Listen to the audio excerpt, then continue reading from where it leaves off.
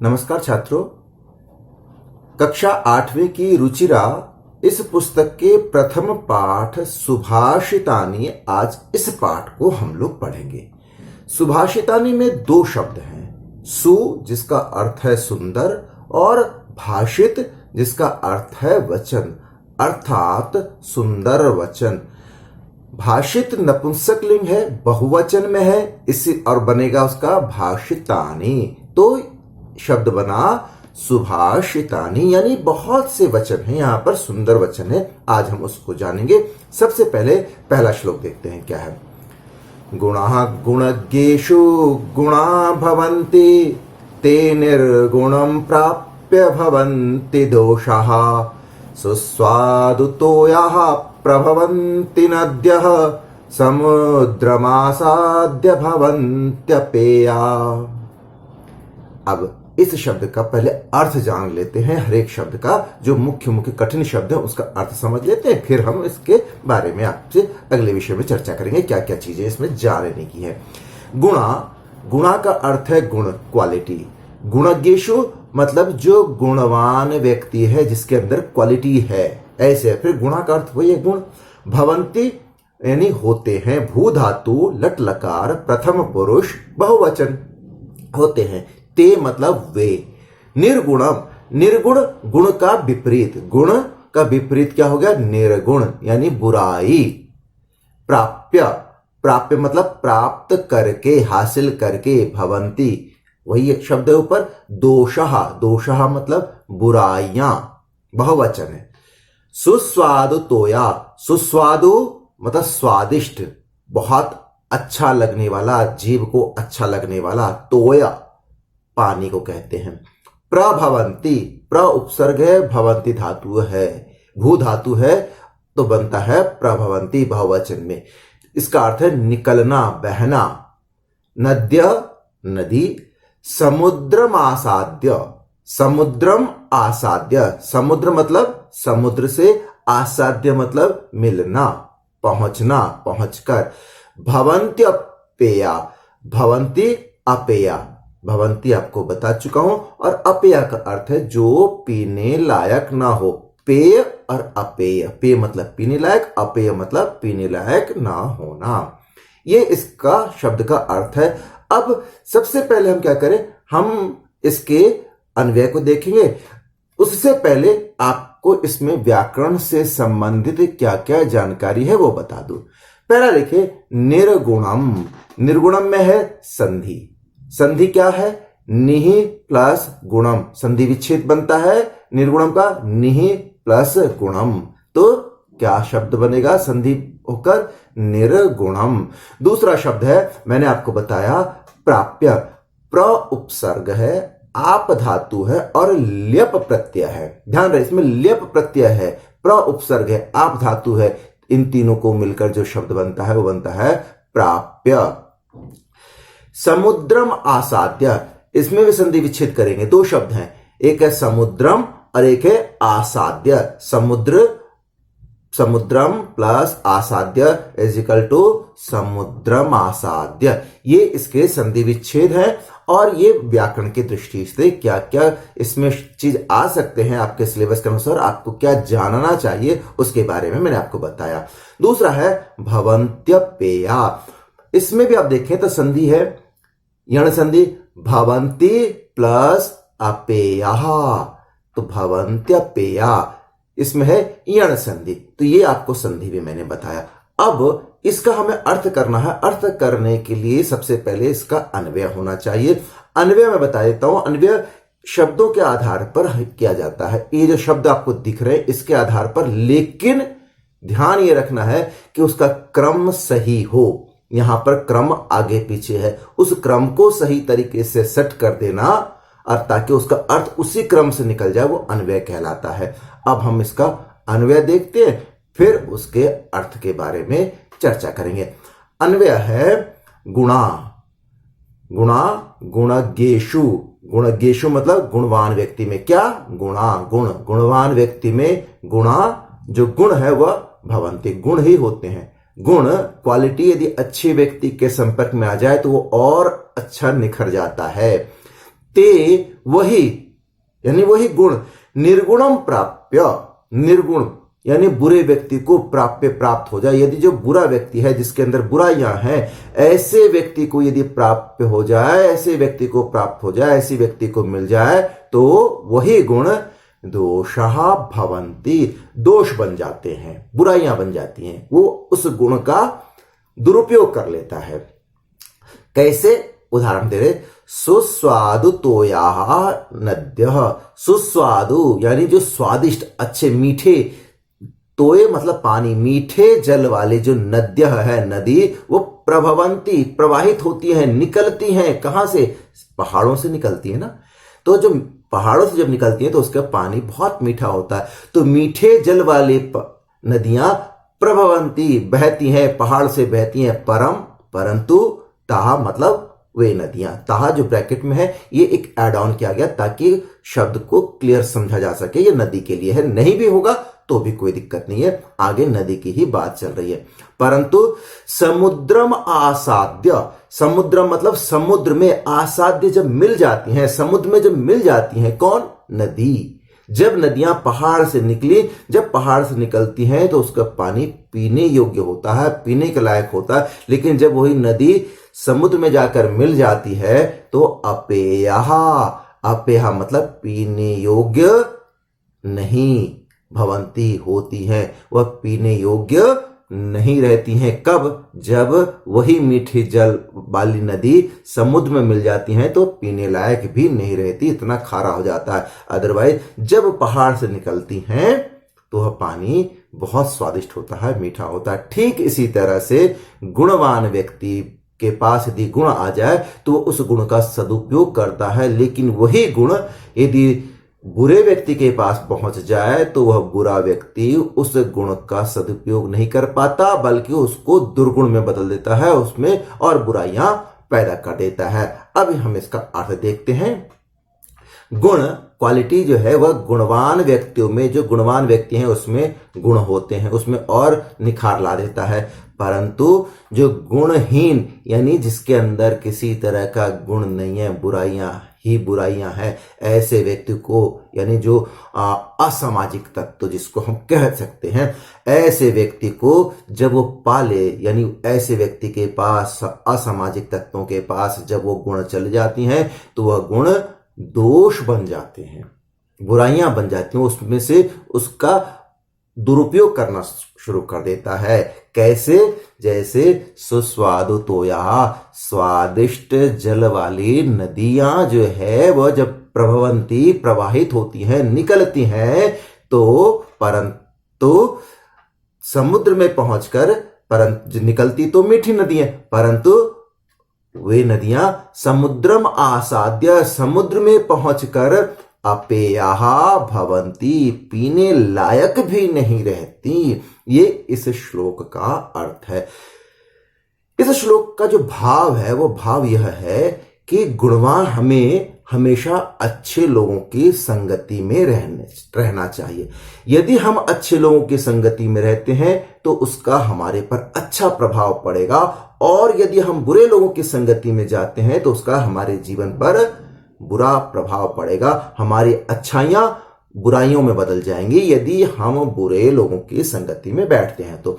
और जब अच्छे लोगों की संगति में बैठते हैं तो हमारे अंदर जो अच्छाइयां हैं उसका और बढ़ोतरी हो जाती है उस अच्छाइयों में। तो ये इसका भाव है कि अच्छी संगति का विकास होता है, इससे हमारे अंदर अच्छी संगति क्वालिटी, अच्छी क्वालिटी, गुड क्वालिटी डेवलप होती है।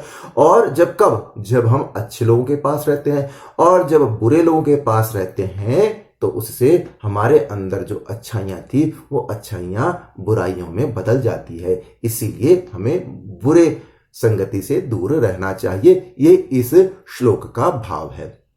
दूसरा श्लोक देखते हैं।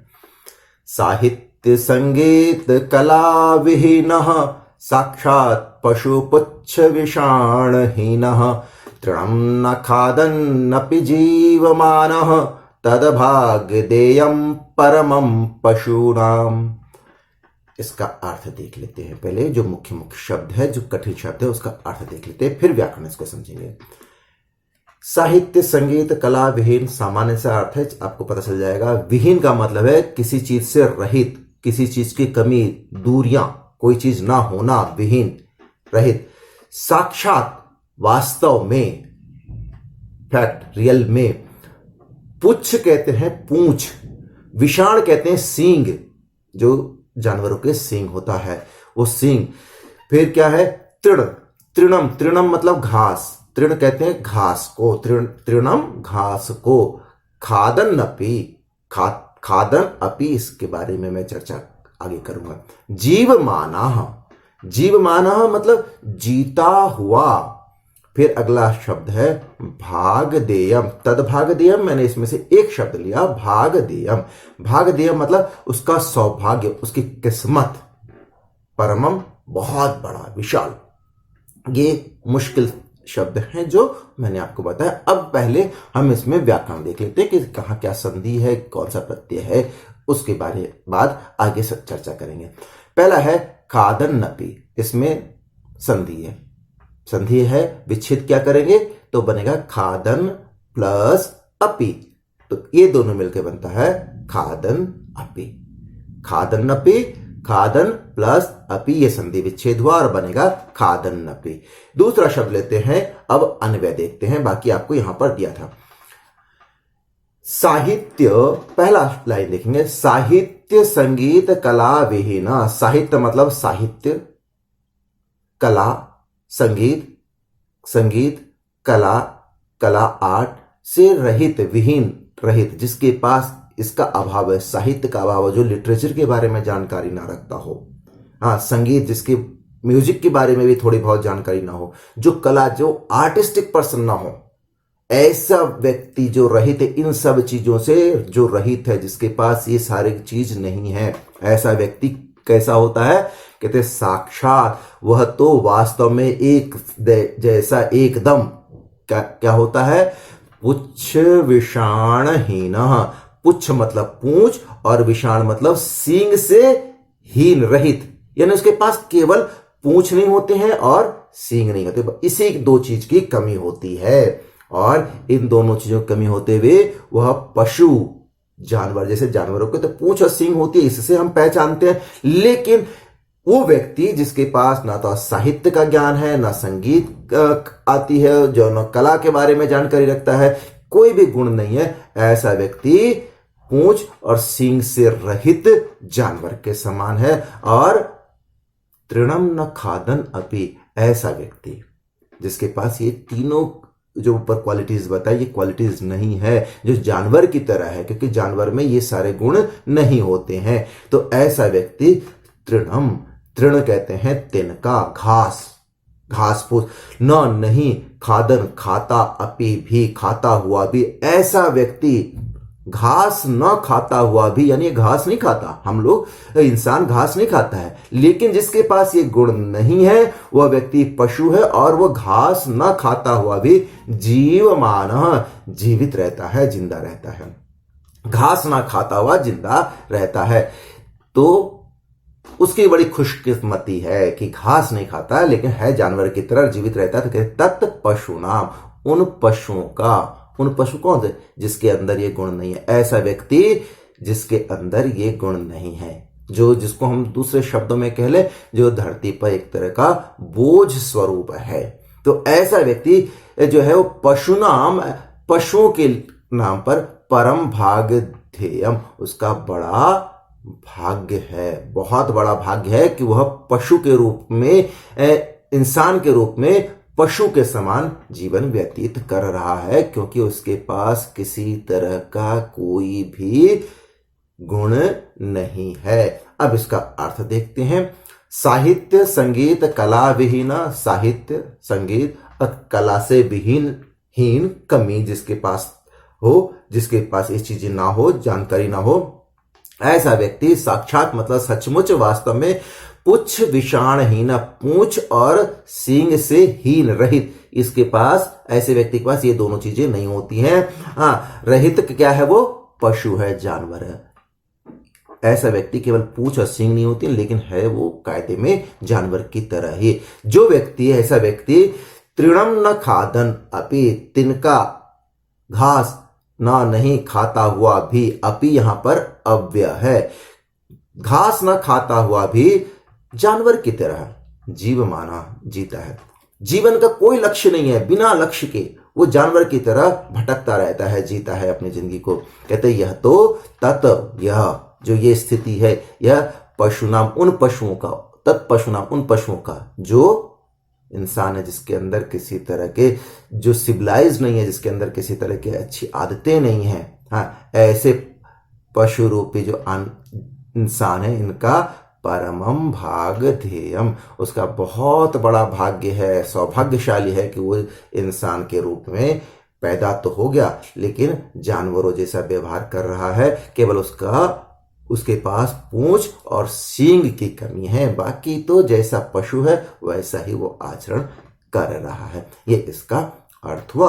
अब इसका भाव क्या कहते हैं कि जिन व्यक्ति के पास साहित्य, संगीत, कला आदि का ज्ञान ना हो, इससे रिलेटेड और भी शब्द हैं, इन चीजों का आदि साहित्य का, संगीत का, कला आदि का ज्ञान ना हो, वो मनुष्य बनता है। मनुष्य जो है वो मनुष्य तो बनता है, लेकिन पशु के समान होता है। मनुष्य के रूप में उसको जन्म तो मिल गया, लेकिन इसके अभाव के कारण वह इन जानवर के तरह ही व्यवहार करता है, जीवित रहता है। ये इसका भाव हुआ। अब अगला श्लोक लेते हैं।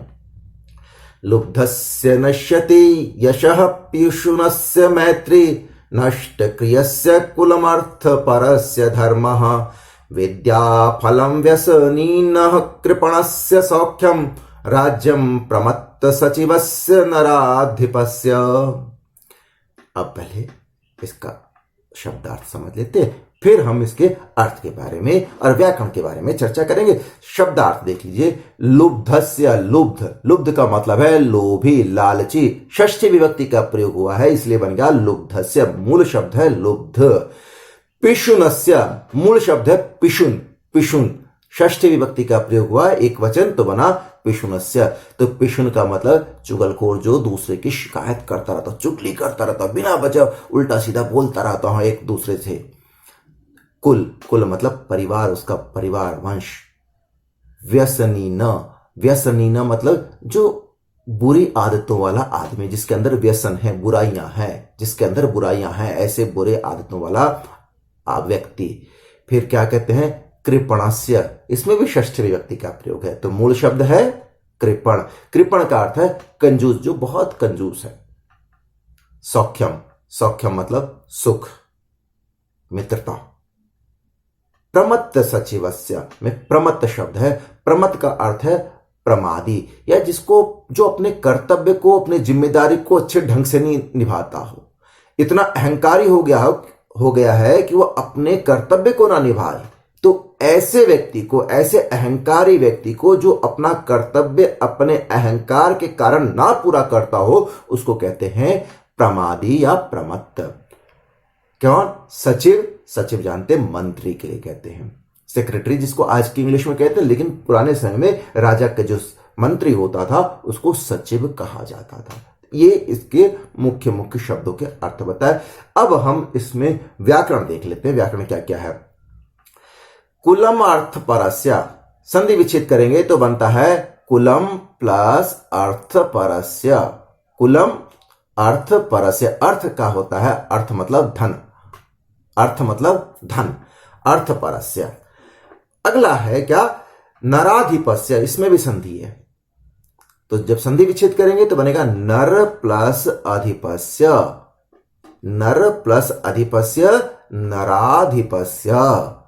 दीर्घ संधि का प्रयोग हुआ है इसमें। ये दो चीज संधि के बारे में बता दिया मैंने आपको। अब आगे हम चलते हैं, इसमें देखते हैं। और उससे पहले आपको मैंने बता दिया किन किन शब्दों में कौन कौन सी विभक्ति का प्रयोग हुआ है। उप विभक्ति के अनुसार हम उसका अर्थ विभक्ति चिन्ह जोड़ देंगे तो उसका अर्थ निकल जाएगा। अब हम अन्वय देखते हैं। लुब्धस्य यशः, लुब्धस्य मतलब जो लालची व्यक्ति है उसका यश, जो लालच करता है उसका यश, सम्मान, जो सम्मान जमा किया, जो उसने इज्जत कमाई, उस इज्जत का क्या होता है आगे बात करेंगे। लालची व्यक्ति का इज्जत, लालची व्यक्ति का सम्मान। पिशुनस्य मैत्री, पिशुन यानी चुगलखोर, षष्ठी विभक्ति है पिशुनस्य, तो इसमें का के की का प्रयोग करेंगे।